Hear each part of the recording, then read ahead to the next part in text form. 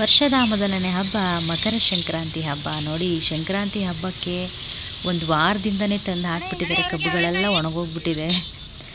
ಬೆಲೆಗಳು ತುಂಬ ಸಿಕ್ಕಾಪಟ್ಟೆ ಜಾಸ್ತಿ ಇದೆ ಬೆಂಗಳೂರಲ್ಲಂತೂ.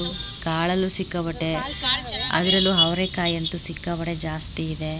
ಮತ್ತು ಹೂಗಳ ಬೆಲೆ ಕೇಳೋಕ್ಕಾಗ್ತಿಲ್ಲ. ಇನ್ನು ಸಕ್ಕರೆಯಿಂದ ಮಾಡಿರುವಂಥ ಸಕ್ಕರೆ ಅಚ್ಚು, ಎಳ್ಳು, ಬೆಲ್ಲ, ಕಡಲೆ ಬೀಜ ಪ್ರತಿಯೊಂದೂ ಜಾಸ್ತಿ ಆಗಿಬಿಟ್ಟಿದೆ. ನೋಡಿ, ಇವತ್ತಿನ ಸಿಚುವೇಶನ್ ಇನ್ನು ನಾಳೆ ಇದೆ ಹಬ್ಬ ಅನ್ನೋ ಹಾಗೆಯೇ ಇಷ್ಟು ಚೆನ್ನಾಗಿ ಸೆಲೆಬ್ರೇಷನ್ ಮಾಡಲಿಕ್ಕೆ ಎಲ್ಲ ರೆಡಿ ಆಗ್ತಿದ್ದಾರೆ ಸಿಟಿಯಲ್ಲಿ. ಸೂಪರ್ ಅಲ್ಲ? ಕಬ್ಬೆಲ್ಲ ಬಾಡೋಗ್ಬಿಟ್ಟಿದೆ.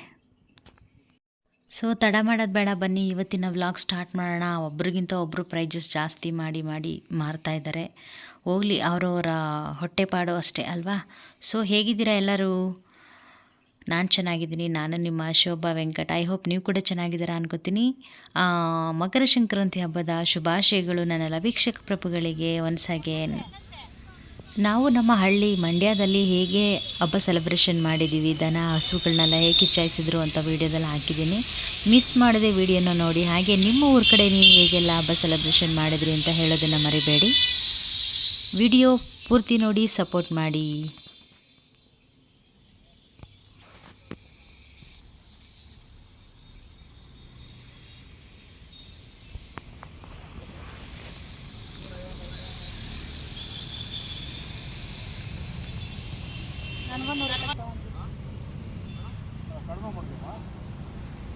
ನಮಸ್ತೆ ನನ್ನೆಲ್ಲ ವೀಕ್ಷಕ ಪ್ರಭುಗಳಿಗೆ.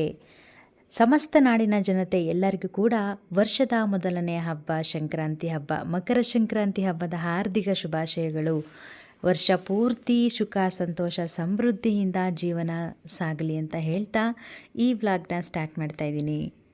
ಸಂಕ್ರಾಂತಿ ಅಂದ ತಕ್ಷಣ ನೆನಪಾಗುವಂಥದ್ದು ನಮ್ಮ ರೈತರ ಸುಗ್ಗಿ ಸಂಭ್ರಮ ಅಲ್ವಾ.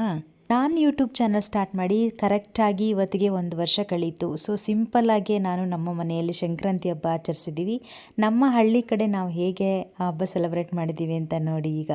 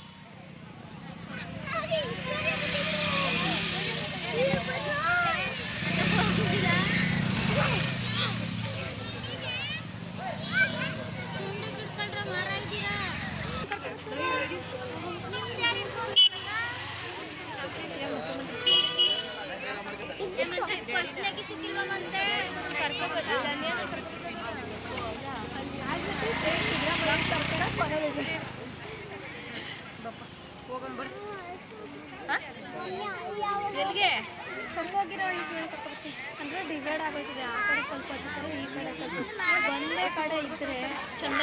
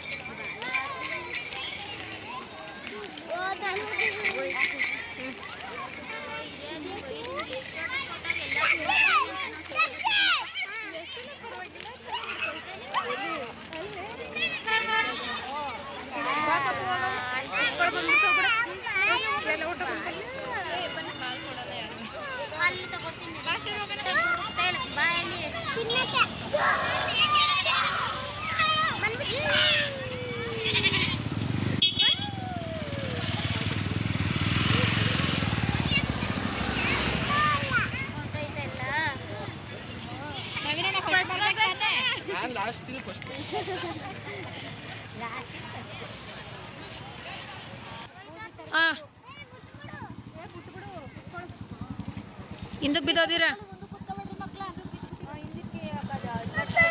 ಜೋಗಿ ರೋಡಲ್ಲಿ ಹಿಡ್ಕೊ ಹೋಗು. ನನಗೆ ಗುರ್ಸಕ್ಕೆ ಹಿಡ್ಕೊ ಬರ್ತಾರ ಏನು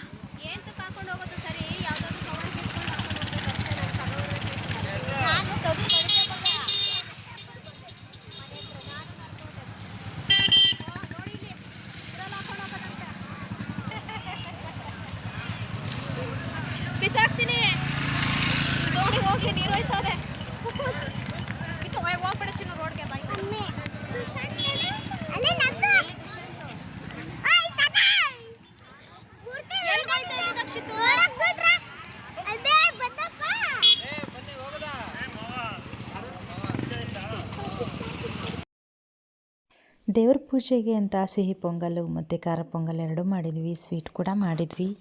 ನೈವೇದ್ಯಕ್ಕೆ ಅಂತ ಎತ್ತಿಡ್ತಾ ಇದ್ದೀನಿ ಇವಾಗ. ಇಲ್ಲೇ ಕಡಲೆಕಾಯಿ ಬೇಯಿಸ್ತಾ ಇದ್ವಿ, ಹಾಗೆ ಗೆಣಸನ್ನೆಲ್ಲ ಹಾಗೆ ಕಡಲೆಕಾಯಿ ಗೆಣಸು ಜೊತೆಗೆ ಅವರೆಕಾಯಿ ಇದನ್ನೆಲ್ಲನೂ ಬೇಯಿಸ್ಬಿಟ್ಟು ಅಡುಗೆ ಮಾಡಿಕೊಂಡು ಊಟ ಮಾಡಬೇಕು. ಇನ್ನೊಂದು ಇವತ್ತು ಗುರುವಾರ ಹಬ್ಬ ಆಗಿರೋ ಕಾರಣ ನಾವು ಬೆಳಿಗ್ಗೆಯಿಂದನೇ ಉಪವಾಸ, ಸಂಜೆ 6 ಗಂಟೆ ಮುಗಿಸಿ, ಯಾಕೆಂದರೆ ಗುರುರಾಯರ ಗುರುವಾರ ಹಾಗಾಗಿ ಉಪವಾಸ ಇರೋ ಕಾರಣ ಸಂಜೆ 7 ಗಂಟೆ ಮೇಲೇ ನಾವು ಊಟ ಮಾಡೋದು. ಹಬ್ಬದ ದಿನವೇ ಬಂದಿರೋದು ಇನ್ನೊಂದು ಮತ್ತಷ್ಟು ವಿಶೇಷತೆ ಅಂತಲೇ ಹೇಳಬಹುದು. ಇಷ್ಟೇ, ಸ್ಪೆಷಲ್ ಇನ್ನೇನಿಲ್ಲ. ಇನ್ನು ಹಿದಗಿದ ಬೇಳೆ ಸಾಂಬಾರು, ನಾರ್ಮಲ್ ಹೆಸರು ಬೇಳೆ. ಏನು ಮಾಡ್ತಿದ್ಯಾ? ಆಟ ಆಡ್ತಿದ್ಯಾ ಕಂದ? ಏನು ಆಟ ಆಡ್ತಿದ್ಯಾ? ಕಾರು ಎಲ್ಲಿ? ನಿನ್ನ JCBಯಲ್ಲಿ ನಿಂದ ಅದು? Very good.